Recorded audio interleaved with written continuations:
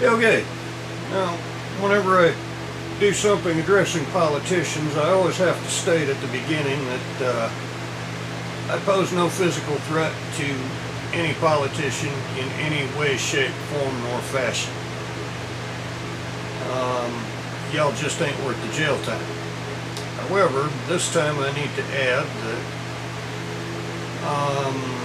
due to some of the things that I know have been getting probed and asked about me, I am not anti-government in any way, shape, form, nor fashion. However, I am anti-corruption in government. Now, that being said and out of the way, let's proceed. I have a couple of questions in regard to NSA, DOJ, DHS, and strangely, TSA, who I don't understand why they even have that kind of traffic leaving their networks. Now, I'm a dinosaur. I've been around since the dark days of CPM, and I cut my teeth on UCSD Pascal, later migrated to Unix, CPMs, later DOS. You know, any Microsoft product is just a necessary evil to me. I really prefer my Linux platforms. But over the years, in learning how to keep people out of networks, I've hung around in the hacking forums, many of them. And I don't just mean the modern day sense of the word forum. I mean, I've been at this since the days of the news groups back in Usenet. You know, news groups. Yeah, y'all might not remember that, but I think a few of you do. BBS days. And yeah, I'm still watching today because the best way to learn how to keep people out is learn how they're getting in. And something I've noticed that y'all should thank God the media hasn't picked up on is over the years in those hacking forums, many NSA employees and DOJ employees have actually had the hacking community help them write some of the Trojans / spyware / outright viruses that are floating around now, because no one at NSA had the foresight to do due diligence and make sure that these viruses could not get loose in the wild. And in some cases, it was expressed then that they wanted the viruses / Trojans, spyware, whatever you want to call them. We're just going to call them spyware from now on. For the purposes of convenience, they will hereinafter be referred to as Trojans or spyware in one-word phrases, and you know what I mean. But many were, the original intent was for these things to propagate. So we can almost get away from discussing, say, the one that was intended to shut down Iran's nuclear power plant and or water system, which has gotten loose and been modified several times. And these guys were in the hacking forums back in the day expressing their intent. Some of them were also in other news groups, you know, under their own name, leaving the same IP ranges. So we knew who they were. We knew who they worked for, but people helped them anyway. I mean, I'm guilty myself of going, now, you know, I can block that one like this, because, you know, I'm kind of a dumbass. I was trying to be helpful and show other people how to block it if they, at least, you know, if they got attacked by it. Didn't realize at the time that I was helping create what I consider to be a monster, because I don't think that many of you in Congress, be it House or Senate, are aware that almost 20% of the viruses out there originated with NSA and DOJ.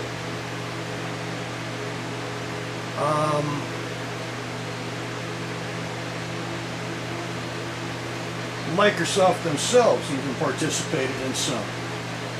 Yeah, I remember when Microsoft walked away from the OS2 project because IBM happened to have had a set of morals that Microsoft didn't, or ethics, whichever you prefer to call it. And later we had Windows 95 and the introduction of cookies and tracking software, which actually tracking software was around in the Windows 3.1 days. You know, it's been around forever.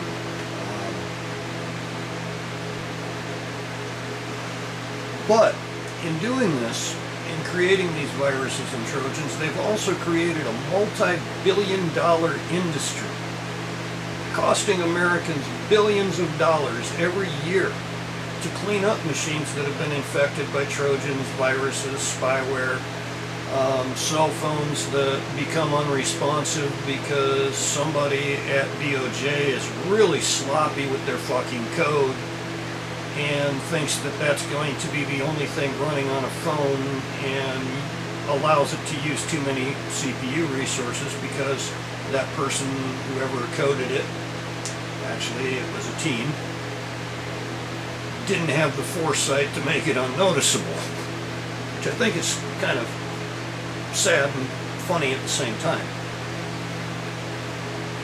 So my question is, are they not somehow legally liable for the expenses incurred by all of these millions of users? Going back. Anyway,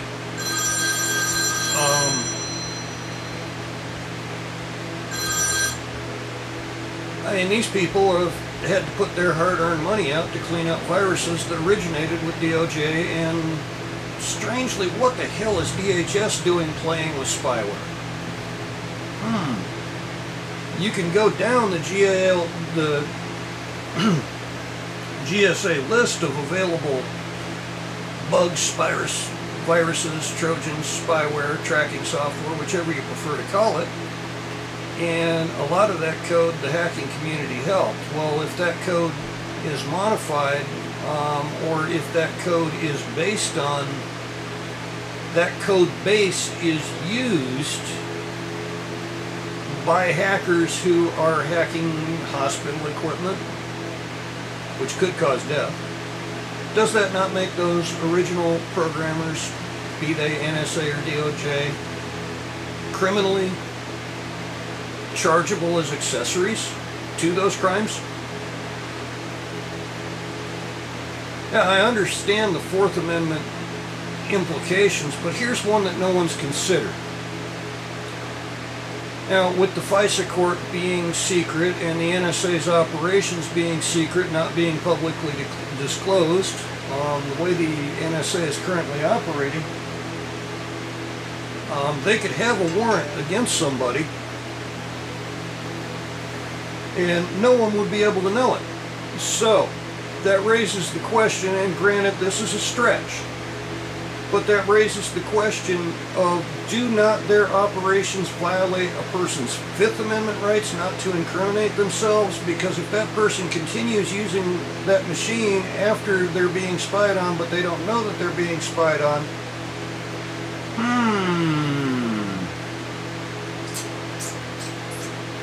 I understand the wiretapping laws, and like I said, this is a stretch. But does that not constitute a violation of a person's Fifth as well as Fourth Amendment rights? Good question. But now back on the main issue at hand. By the fact that these NSA and DOJ hackers have been so sloppy and have written viruses that they knowingly and or willingly wanted to propagate. Their intent was for these things to propagate and spread across the web. You want a perfect example? How about,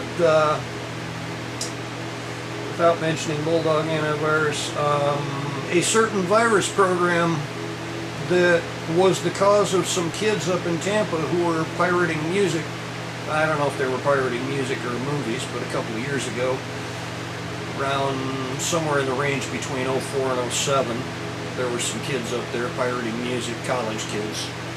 and they got busted for it. And it may have been movies they were pirating. I really don't give a shit. I know it was one of the two. And this happened because of, oh, wow, free program, scan your files, make sure that your social peer network sharing shit is 100% legal. Yet in the end user license agreement, there was nothing in there that indicated that the entire thing was being operated by federal law enforcement authorities. Granted, they were stupid enough to use it, but there was nothing in the end user license agreement. Me and a buddy of mine discussed this way back then. So my memories on it are clear, but I'm being intentionally vague because I don't really want an obstruction of justice charge. But there was nothing in the end user license agreement that indicated that it would be turned over to authorities, the information regarding the files being scanned.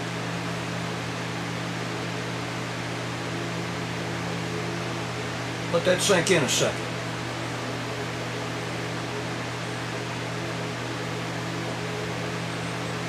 So, back on the main subject at hand, since the NSA and DOJ are largely responsible, 20% of pure code in the Trojan /virus /spyware arena out there is pure DOJ or NSA with the assistance of the hacking community, granted, but it originated with DOJ and NSA. Some of the newer code is originating from DHS for God knows what reason, as well as TSA. And it kind of appears on the surface that those coders are moving from one operation to another as butt cover to take the heat off the NSA. Oh, we ceased that operation, but wait a minute, the same types and level of traffic are now going to DOJ and DHS. That makes one wonder what's up there.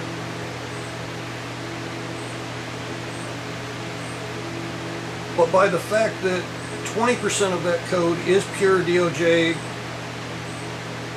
NSA, they originated it, it's their baby, they have caused damage to people's machines, or damages in the form of people have to pay to have these viruses cleaned up. And like I said, it is a multi-billion-dollar industry. Now, if we take the modified code, and I'm using the most conservative effort I can find out there, the lowest number I can find, not the highest, we're at 41% total of the viruses /Trojans /spyware by virtue of people modifying existing code. That 20% that originated with NSA and DOJ becomes 41% if you include the code which has been modified. And most numbers are substantially higher than what's spitting out of my mouth right now. Most guesstimates, because that's all I consider them to be, no one can really be sure, are substantially higher than 41%. But now, when someone's device gets hijacked and locked down, and I'm not talking about the cell phone thing in England, I'm talking about entire computers, by virtue of the fact that NSA and DOJ were not careful enough to make sure that that code couldn't get out into the wild, does that not make them guilty of, say, criminal negligence, or perhaps guilty as accessories, both before, during, and after the fact, because they were in the public forums with hackers helping them write this code? Granted, somebody modifies it later, it may not have been within the scope of their intent for some script kiddie to start jacking credit cards, but that is what has happened in a lot of cases. Two of the latest credit card scams, originated from code that's readily available right on the GSA list.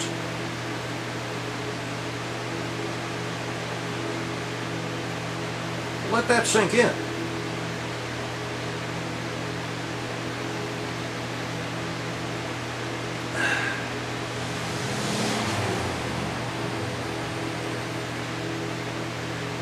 So one has to ask, are they guilty as accessories? Are they guilty of some form of felony level criminal negligence? Why is nothing done about it? And my final question on the matter is, why do you Congress, members of Congress, be you House or Senate, feel it acceptable that a multi-billion-dollar industry costing Americans at minimum hundreds of dollars a year, whether it's in time or having to pay someone to clean up their machine? Why do you find that acceptable that the government has created that problem, or contributed to that problem, if you prefer, and continues to contribute to that problem at a level which is completely unacceptable to the average mind? I mean, quite frankly, many in the NSA should be very glad that most hackers aren't going to cut their own throats and say, hey, you know what, that fucker, he was right there, he started the code and we just helped him finish it, and yeah, he's using it for that and we're using it for this. Most hackers aren't going to implicate themselves in a felony. And in most states, unauthorized access of the network is a felony. We all know the biggest lie on the internet is, I agree to the terms of service. Nobody ever reads that shit. I do. But I think it a valid question. You who are sworn to uphold the Constitution of these United States have acted against the Constitution by continuing to allow NSA to violate damn near everyone's Fourth Amendment rights and move those operations to other agencies when they finally got caught. And potentially, and I did say earlier, it's a stretch, you have allowed NSA, DOJ, DHS, and TSA, and those are just the ones that I could prove, anyone could prove with very little research. You have allowed them to violate people's Fifth Amendment rights. Like I said, it's a stretch. You know, if there's a warrant out there and it's in a secret court and no one's aware of a warrant, then they don't know to stop using the machine. Yet, we have the right not to incriminate ourselves. So this is just food for thought. I think it's a valid question I'm raising. I very seriously doubt that any of you will do anything about it. But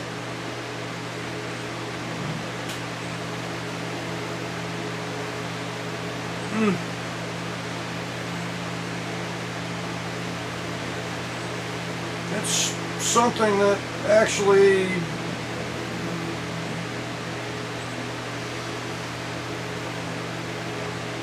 man, you guys better thank God that the general public is too oblivious to what's been going on for decades. They just don't know, don't care, but I truly feel it to be wrong that our government would act against our Constitution in any way, shape, form, or fashion. I truly believe that those sworn to uphold the Constitution would allow it to continue. And I would ask you why. And don't give me Homeland Security bullshit, because for some reason there are categorizations of terrorists which seem to include most Americans and not any actual real terrorists. Sorry, we've got Muslim training camps right here in the U.S. on U.S. soil, armed. And y'all are doing nothing about that, but you're probing every American's personal cell phone, computer, refrigerators. I kid you not. There's NSA code out there to see what somebody's got on their menu in their damn refrigerator. What games they bought off of PlayStation or Xbox. What business is that of the NSA's?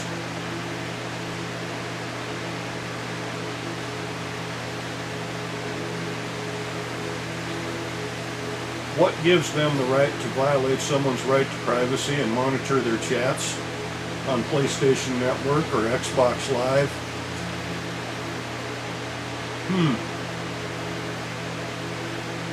What useful information are they going to garner from some 12-year-old playing Need for Speed? Is that an effective use of our tax dollars? I'm done, because I would go off on a rant here. I feel kind of strongly about this. And I should throw in another aspect. In mentioning the cell phone devices, I've seen several high-end enterprise servers recently. Some of them from places you would not expect this shit to be happening. But I've seen them with CPU resources being used. Now,